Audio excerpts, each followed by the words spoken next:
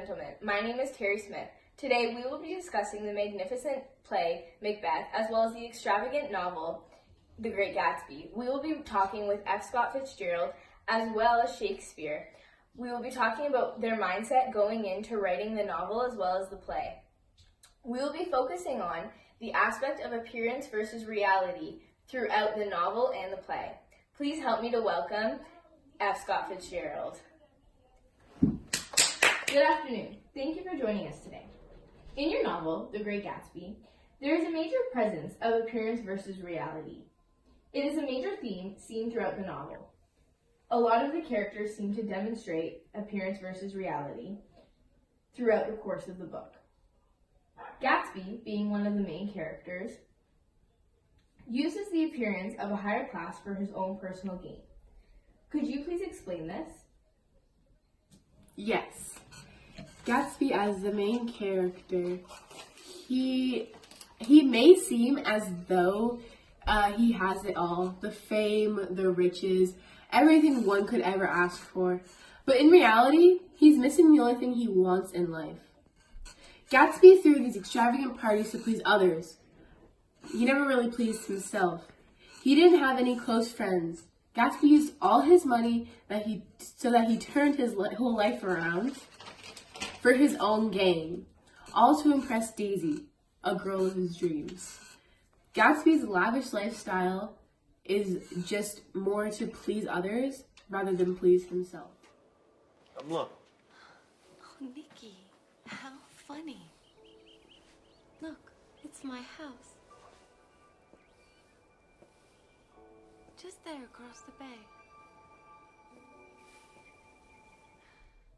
Good afternoon, Shakespeare. Thank you for joining us today. So, as you know, we have been staying on the topic of appearance versus reality. So, I wanted to talk about one of your plays, Macbeth, and I wanted to discuss how several of the characters demonstrate the trait of appearance versus reality in different ways throughout the course of the novel. Could you explain how Lady Macbeth uses the appearance of courage to mask the fear that she really fears? Lady Macbeth is in the higher class, and when she's in the public eye, she feels that she always needs to have a courageous face on. So when she does convince her husband Macbeth to kill Duncan, she shows this by saying, "Oh, it's fine, we can wipe our hands, it's done, we're innocent."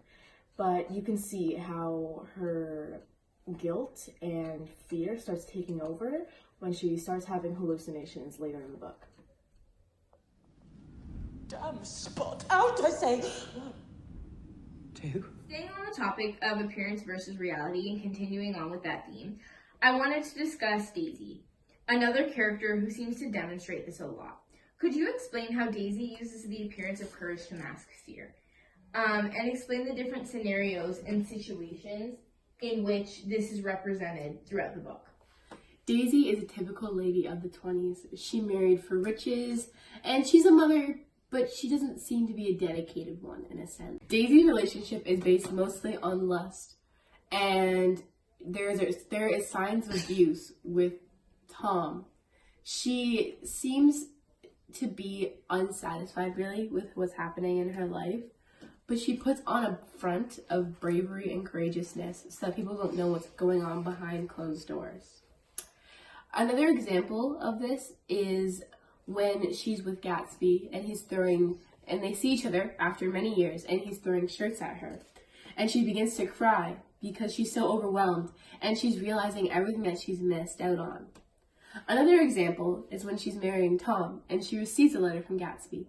And she just lets all her emotions let loose because she almost doesn't go through with marrying Tom in that moment, but then she puts up a front to mask the fear that she's really feeling inside, and she projects out to the world her courageousness.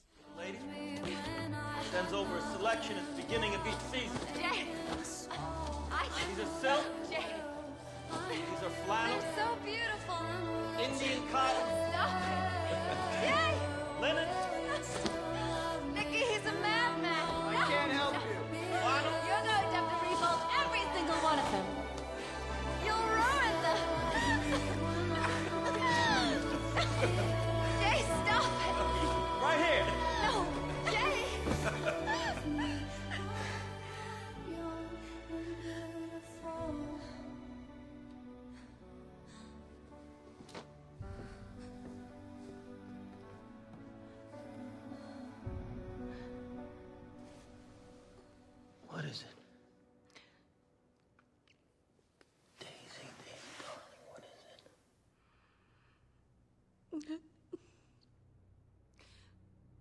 It makes me sad. Why? Because So next I wanted to ask you about Macbeth because he is the focal point of this novel.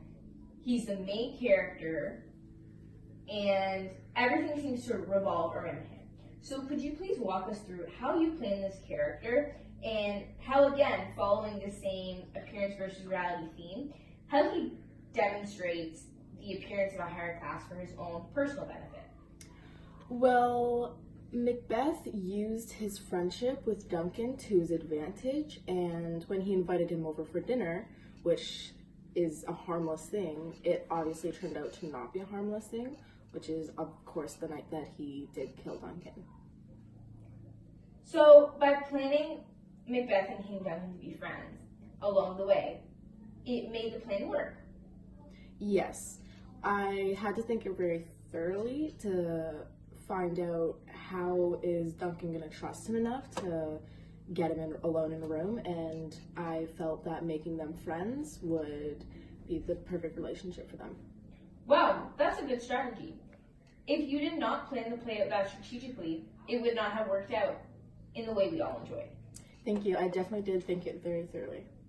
And how do you think his class, his higher class, like the appearance of his higher class, what do you think that has to do with this?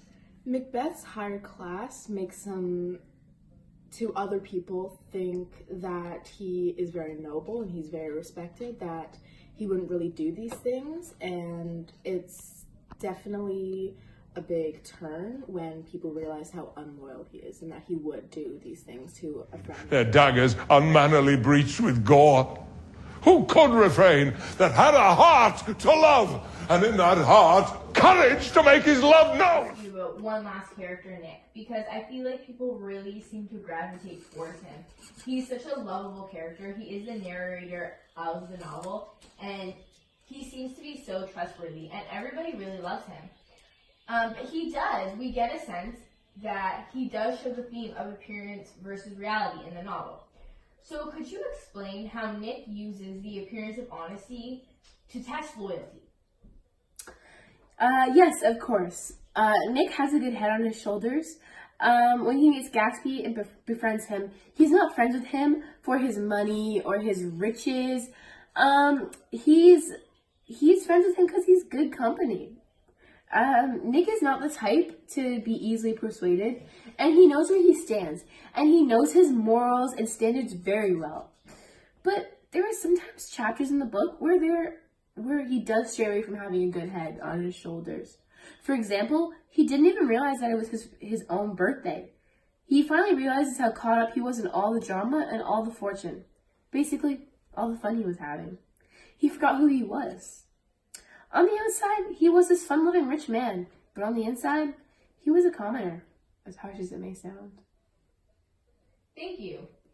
Thank you for sticking with us, and thank you for answering these questions about appearance versus reality, just so we could get a deeper look on the theme as portrayed in the novel. Thank you for joining us. Thank you for having me. Jay! They're a rotten crowd. You're worth the whole damn bunch put together.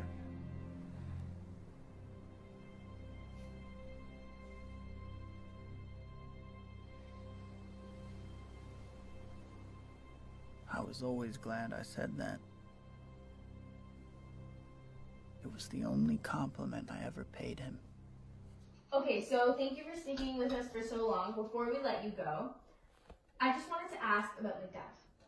So, Macbeth is encountered by Malcolm, and Malcolm tests Macbeth's loyalty to him as the rightful heir to the throne. He names off all these terrible things he's going to do when he becomes king. In the end, he tells Macbeth that it was all to test if he would be a loyal servant to him, in which Macbeth passed. Why did you put this in the play?